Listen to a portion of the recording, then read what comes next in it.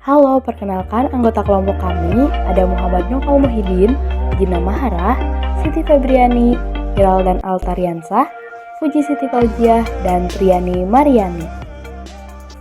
Yang pertama, kita akan menjelaskan karakteristik kenampakan bentang alam. Kabupaten Kuningan memiliki berbagai bentuk bentang alam, seperti dataran rendah, dataran tinggi, perbukitan, lereng, lembah, dan juga pegunungan. Karakteristik pemanfaatan lahan di Kabupaten Kuningan, yaitu ada 3. Yang pertama ada pertanian, contohnya kayak di Kuningan banyak lahan kosong yang dijadikan pertanian oleh petani. Yang kedua ada para wisata, yaitu contohnya banyak lahan yang dijadikan para wisata untuk menjadikan wisata-wisata alam seperti di daerah Cisantana, di daerah Cigugur. Yang ketiga ada kebun buah naga kuning, yaitu lahan yang dijadikan kebun buah naga kuning. Berikut gambaran wilayah di Kabupaten Kuningan. Yang pertama yaitu ada wilayah pegunungan yang terletak di Gunung Ciremai. Yang kedua yaitu ada dataran tinggi yang terletak di Desa Palutungan. Yang ketiga yaitu ada dataran rendah yang terletak di Kecamatan Cidahu. Yang keempat yaitu ada perbukitan yang terletak di Sukageri. Yang kelima yaitu ada kawasan hutan dan konservasi yang terletak di Lembah Cirengkrang. Yang keenam yaitu ada kawasan pertanian yang terletak di Petanikol Cigugur. Berikut kegiatan ekonomi dan sosial budaya yang ada di Kabupaten Kuningan. Yang pertama yaitu ada seni budaya. Kabupaten Kuningan memiliki banyak seni budaya yang masih terpelihara seperti sabtonan, drama wek-wek, gong rendong, kuda lumping, tari buyung. Selanjutnya itu ada pariwisata. Kegiatan pariwisata merupakan salah satu kegiatan yang dapat diandalkan di Kabupaten Kuningan. Yang ketiga yaitu ada pembangunan pariwisata budaya. Desa Karangmangu memiliki warisan budaya yang bernilai luhur, sehingga dapat menjadi dasar untuk pengembangan pariwisata budaya. Yang keempat yaitu ada pembentukan kelompok kesenian. Pemerintah terus membina kelompok dan organisasi kesenian, sehingga kelompok kesenian tersebut dapat terus terpelihara. Selanjutnya, pembangunan sarana wisata pemerintah Desa Karangmangu. Wilayah tersebut masuk ke dalam jenis wilayah apa? Jawabannya yaitu wilayah formal, karena memiliki karakteristik yang homogen. Jelaskan mengapa tempat tinggal kalian termasuk ke dalam jenis wilayah tersebut. Karena merupakan wilayah yang homogen ataupun memiliki ciri yang sama dari segi iklim, sosial, dan vegetasi alam. Dan karakteristik di wilayah Kuningan itu sangat beragam dari daratan tinggi sampai daratan rendah. Selanjutnya, analisis Desa Cisantana.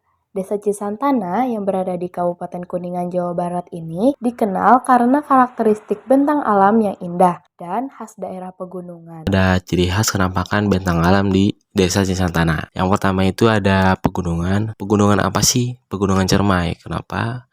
Karena di Desa Cisantana itu berada di kaki Gunung Ciremai. Nah, desanya itu terletak di kaki Gunung Ciremai. Jadi sudah tidak asing lagi. Terus yang kedua itu ada dataran tinggi. Kenapa? Karena di Desa Cisantana itu sudah terletak di dataran tinggi karena ketinggiannya itu di atas 700 meter di atas permukaan laut. Terus yang ketiga itu air terjun. Mungkin banyak sekali para wisata asing yang berkunjung untuk melihat air terjun di Desa Cisantana. Terus yang keempat itu ada hutan dan lahan hijau.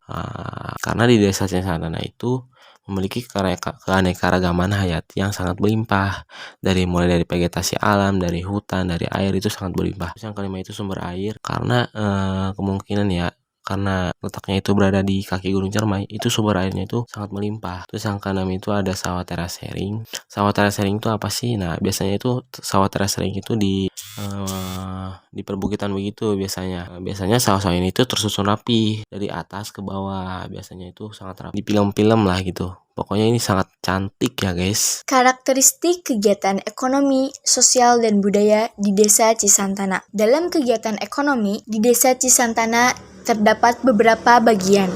Yang pertama itu ada pertanian dan perkebunan. Sebagian besar penduduk desa Cisantana bekerja di sektor pertanian. Mereka menanam padi, palawija, serta tanaman hortikultura seperti sayuran dan buah-buahan. Desa Cisantana memiliki iklim yang sejuk dan tanah yang subur sehingga mendukung hasil panen yang melimpah. Perkebunan teh dan cengkeh juga cukup banyak ditemui, yang menjadi salah satu komoditas unggulan. Yang kedua, ada peternakan. Beberapa warga memelihara sapi, kambing, dan unggas sebagai tambahan penghasilan. Peternakan ini berskala kecil hingga menengah, dan hasilnya dijual di pasar lokal. Yang ketiga,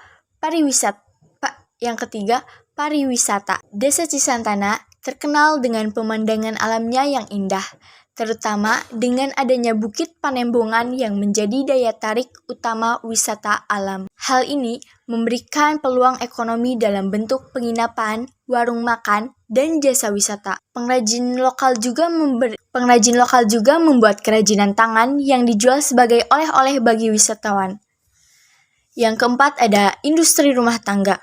Selain sektor pertanian, industri rumahan seperti pengolahan makanan, kerajinan, dan pembuatan produk tradisional juga menjadi sumber penghasilan tambahan bagi warga desa. Dalam kegiatan sosial budaya, ada beberapa bagian. Yang pertama itu ada tradisi dan adat istiadat.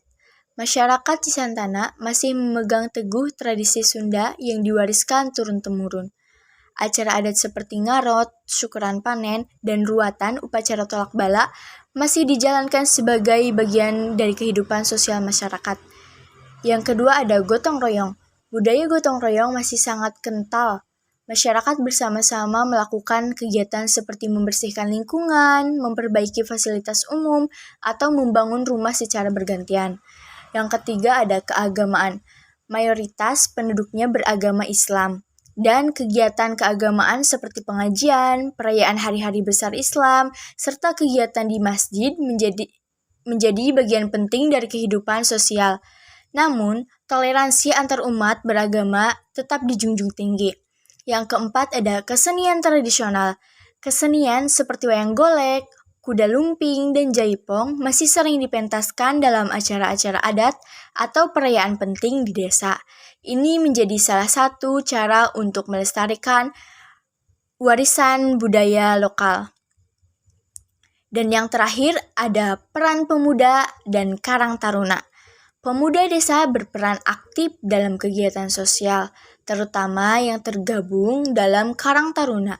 Mereka terlibat dalam berbagai kegiatan seperti olahraga, seni, dan kegiatan sosial kemasyarakatan.